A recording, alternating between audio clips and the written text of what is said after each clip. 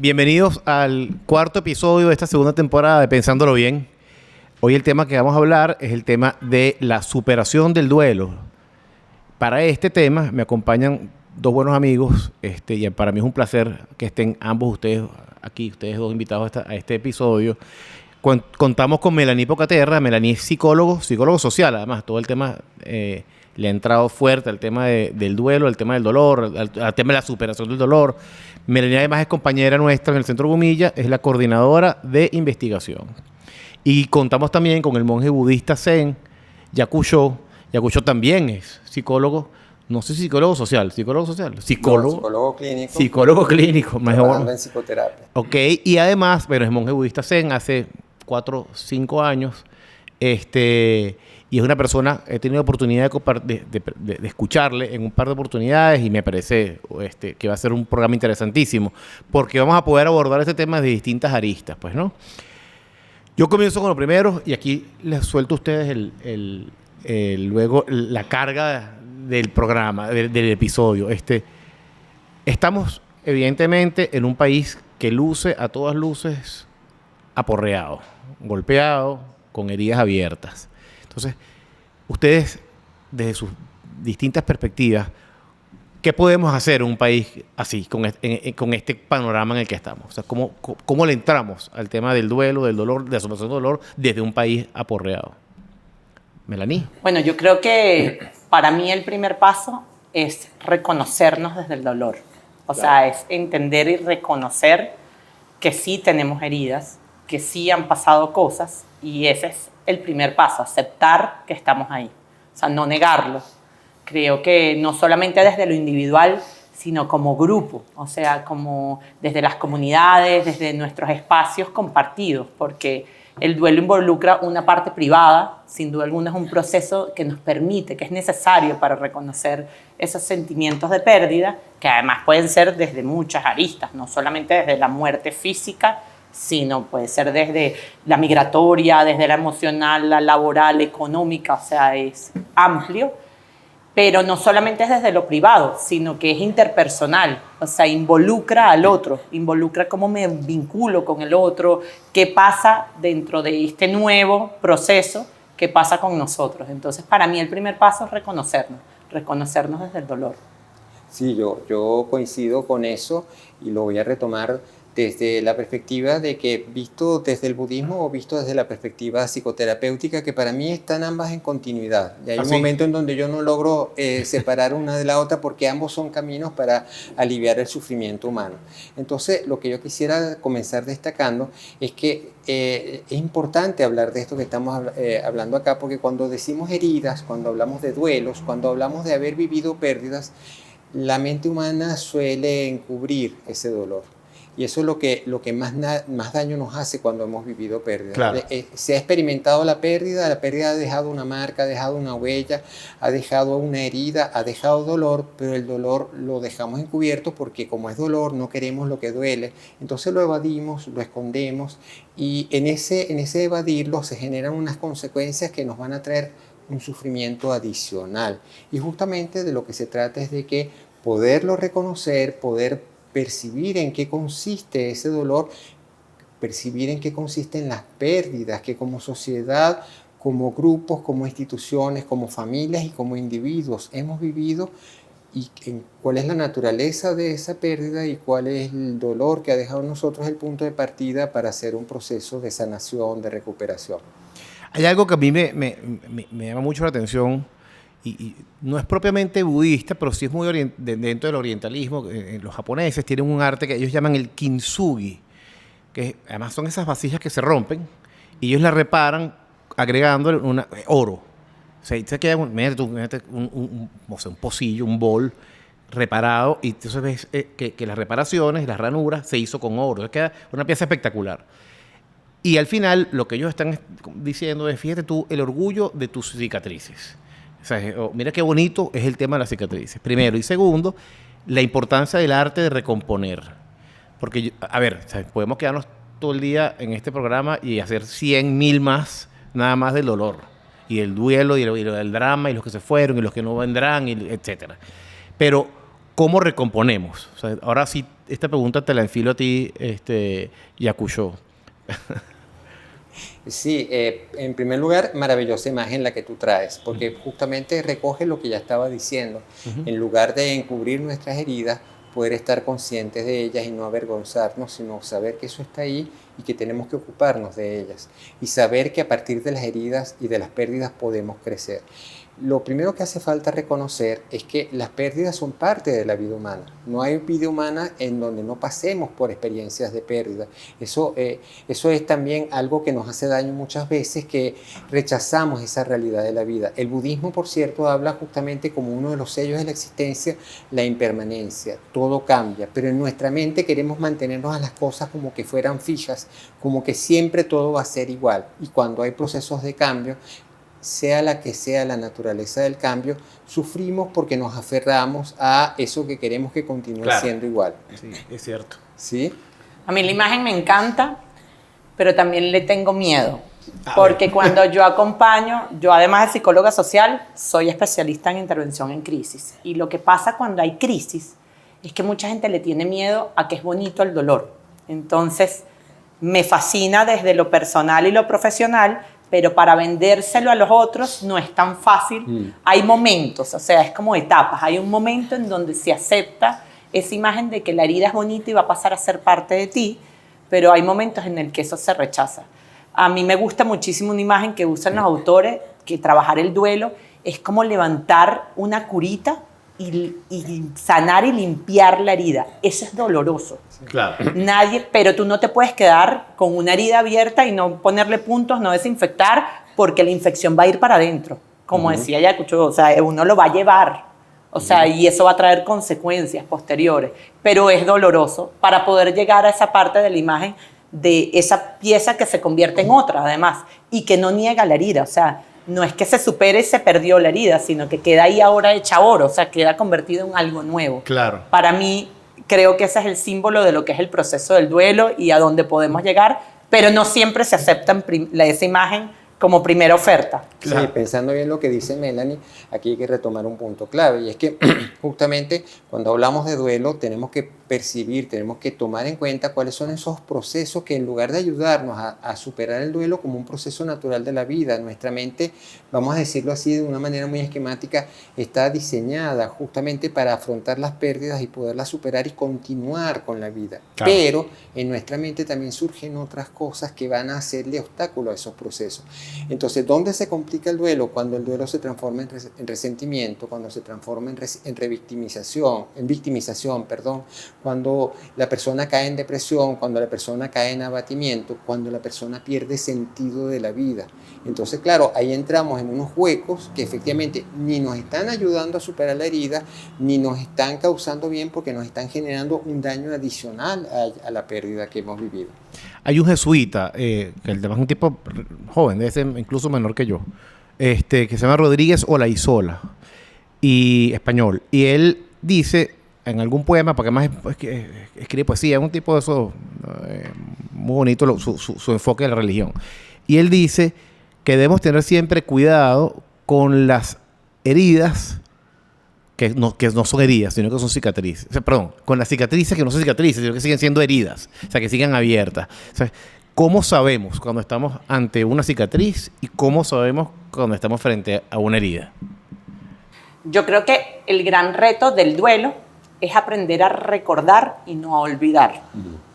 Entonces, muchas veces el gran esfuerzo que hacemos culturalmente es negar que pasó. Así. No le vayas a hablar del que se fue.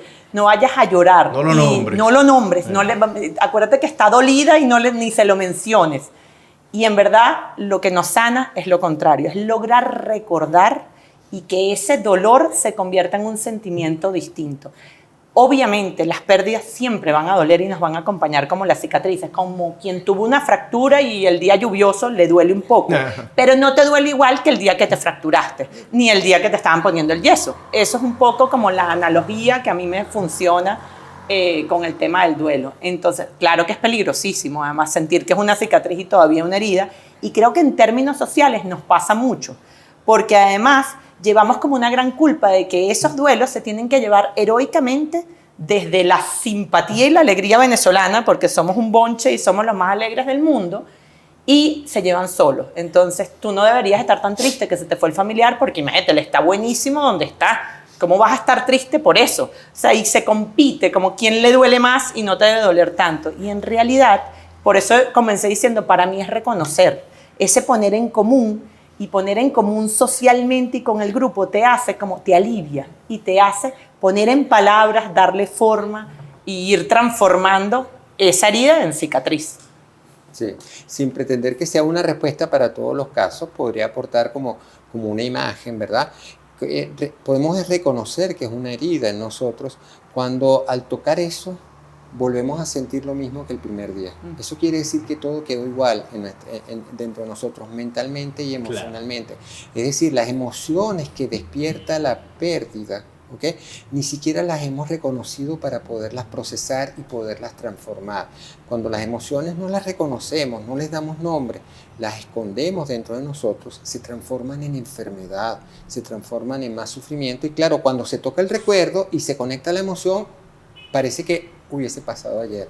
Y hay llanto, hay mucho sufrimiento, todo eso. Eso es un indicador que la herida no ha sido superada. Y efectivamente, si lo vemos como país, es muy importante esto porque Melanie acaba de decir una cosa clave. El duelo, el proceso de duelo nunca es un proceso aislado.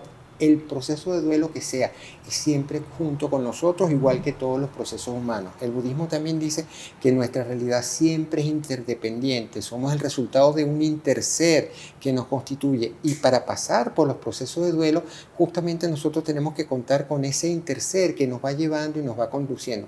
¿Cómo ver ese interser en situaciones como las que estamos hablando acá?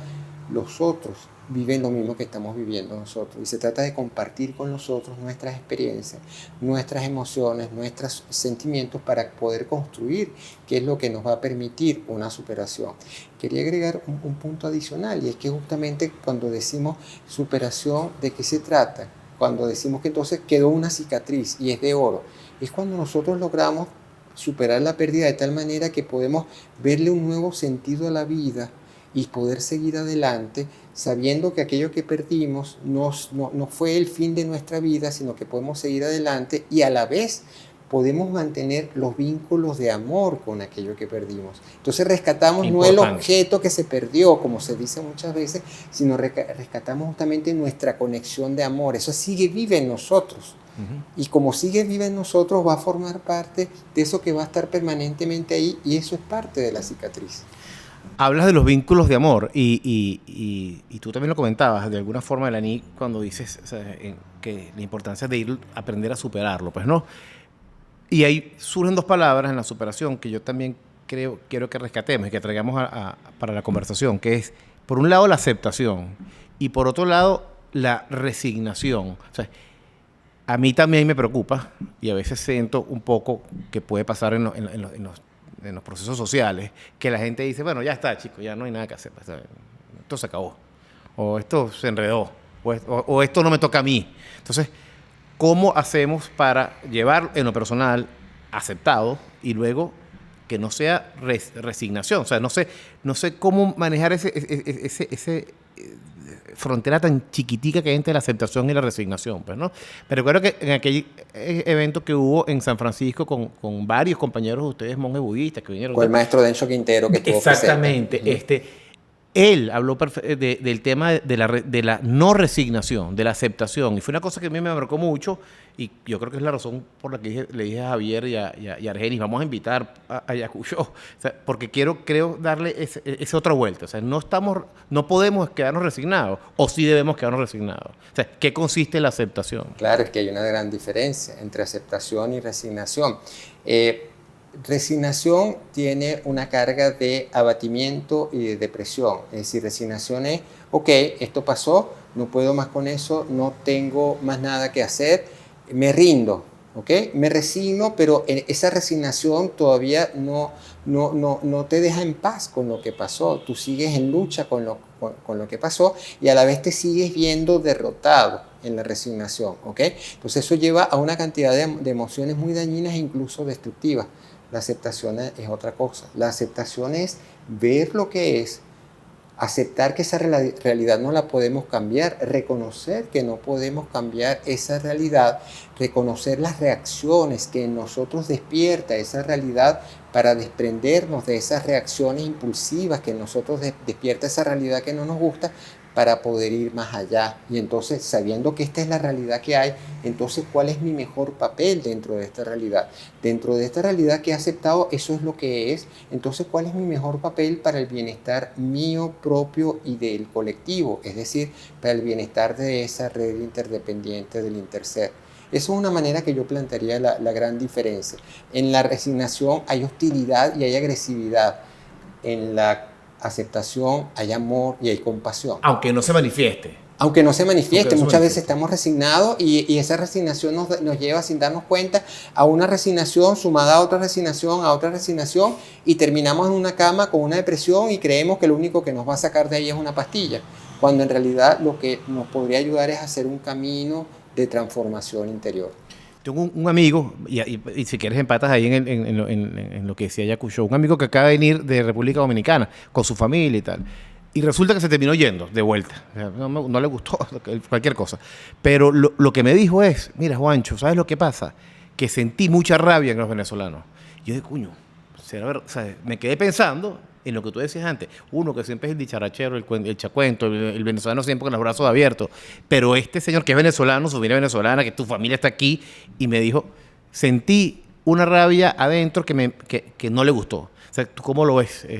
Bueno, para mí, además, como complementando lo que decía Yacucho, que lo avalo completamente, o sea, estoy absolutamente de acuerdo, hay un punto importante. Cuando tenemos heridas, sí, muchas veces nosotros podemos, la mayoría de las personas superan los duelos solos, sin ningún tipo de compañía. Pero ahí Oriente nos lleva una morena. O sea, tienen una aceptación de la muerte. Culturalmente está orientado a entenderla como parte de la vida. Occidente no, y nosotros menos. Con la alegría de vivir, nos empeñamos en quedarnos. Nos empeñamos en que vamos a lograr postergar la muerte hasta lo máximo y que esa es la lucha. Es la eterna juventud y no aceptar los procesos. Entonces eso repercute el día que hay pérdida.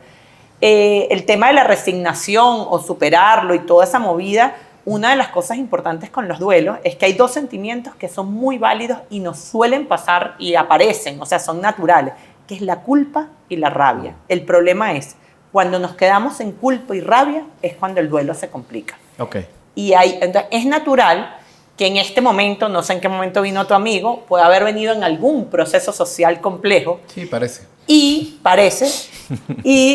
la rabia, y es natural, porque además hay como es parte de aceptar, o sea, no me gusta lo que está pasando, o sea, es natural, lo que no está bien es que la neguemos, y tampoco está bien que nos quedemos en ella, sino que hay que transformarla.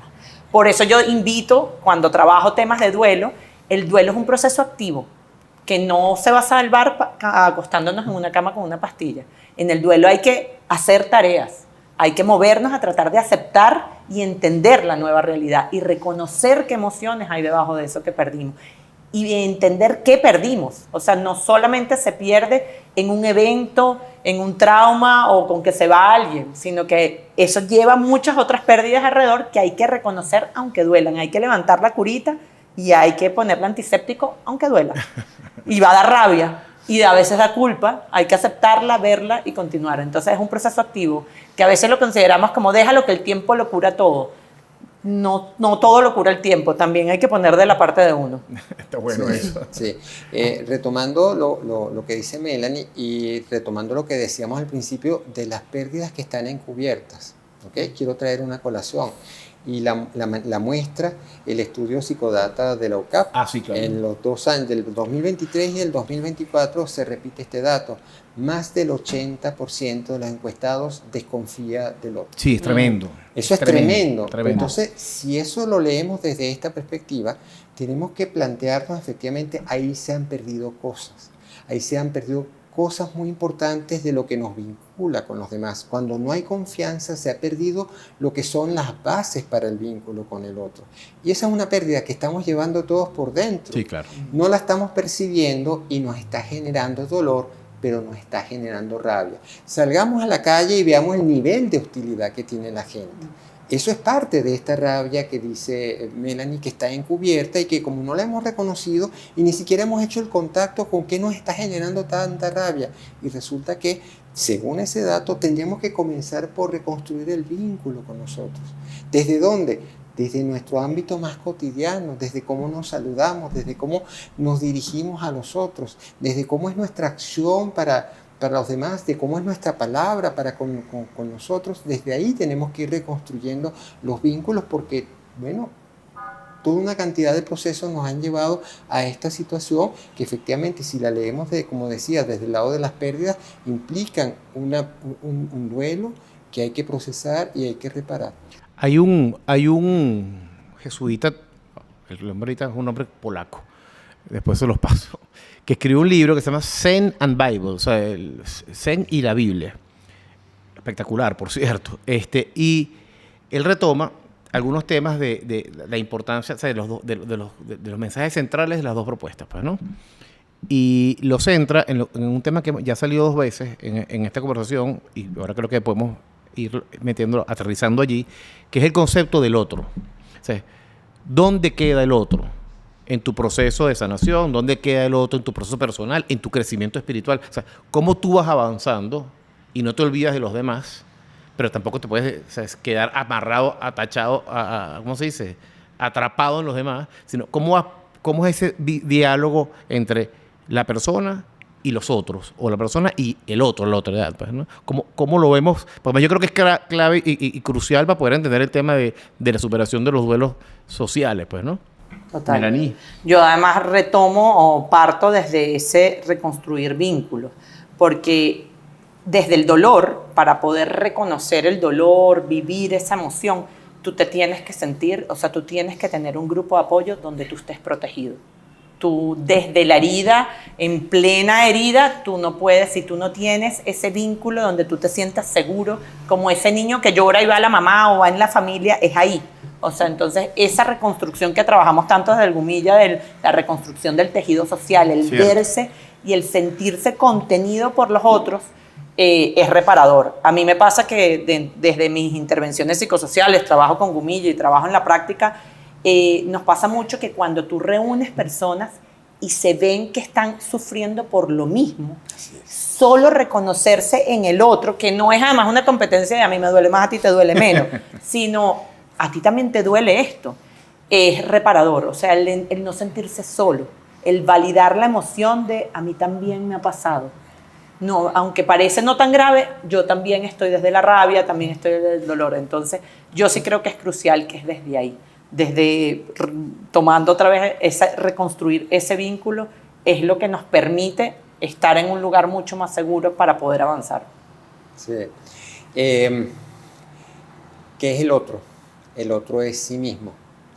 El budismo enseña desde hace 2500 años que una gran fuente de sufrimiento en el ser humano es precisamente la ilusión de separación. Está el yo y está el otro. Y en tanto nos vemos separados, creamos condiciones para el sufrimiento, creamos condiciones para la hostilidad, para apropiarnos del otro, porque lo queremos y lo amamos, pero me tengo que apropiar de ese objeto que está separado de mí cuando no percibimos que el amor es otra cosa, ¿ok? O porque el otro entonces es algo separado de mí, entonces es un peligro y lo tengo que combatir. Hay una cantidad de derivaciones de esto, pero lo que quiero llegar es que justamente la clave es poder abrir nuestra conciencia a que somos una unidad en donde estamos todos juntos en interdependencia. Entonces, cada vez que vemos al otro, tenemos que ver al otro como que somos nosotros mismos. Y efectivamente ahí es donde se dan esos fenómenos maravillosos como el que cita Melanie y que se reproducen en todos los lugares, y por eso uno siempre apuesta a decir, hay que hablar de los temas, hay que hablar de lo que está pasando. ¿Por qué? Porque confiamos en que con hablar se va a poner en encuentro la gente y va a encontrarse que en realidad tenemos una experiencia común y esa experiencia común nos tiene en interconexión. Esto es muy amplio, no me voy a extender porque tampoco tenemos tanto tiempo acá, simplemente quiero traer a colación un gesto que lo hacemos mucho en el Zen, es este gesto de reverencia. Esto significa, se juntan las manos, se llama gacho y significa manos juntas y representa unión. Cuando yo le hago a otra persona esto, lo que estoy haciendo es un recordatorio de que somos uno, somos una misma realidad. Parece que estamos separados, en realidad somos dos individuos, pero a la vez y paradójicamente somos parte de una misma unidad. Cuando abrimos nuestra conciencia a eso, las cosas se empiezan a ver de una manera distinta. Espectacular, qué bonito. Bueno, llegamos al momento, pensándolo bien, del podcast. Y la dinámica ya ustedes la conocen. Cada uno de ustedes va a rescatar una proposición de que hizo el otro. Comenzamos contigo, Melanie, pensándolo bien. Bueno, pensándolo bien, yo rescato el reconocimiento del dolor y el reconstruir vínculos. Sin duda alguna me llevo eso de la propuesta de... Sí, yo de lo que trajo Melanie rescato la importancia de todos los espacios, de todas las personas e instituciones de diferentes profesiones que están creando espacios precisamente para que tengamos esa oportunidad de sanar, de recuperarnos, de elaborar lo que nos hace daño como sociedad y reconstruir. Gracias. Muchísimas gracias, Yacucho. Muchísimas gracias, Melanie. Y compañeros, amigos, los esperamos en el próximo episodio de Pensándolo Bien. Un gusto.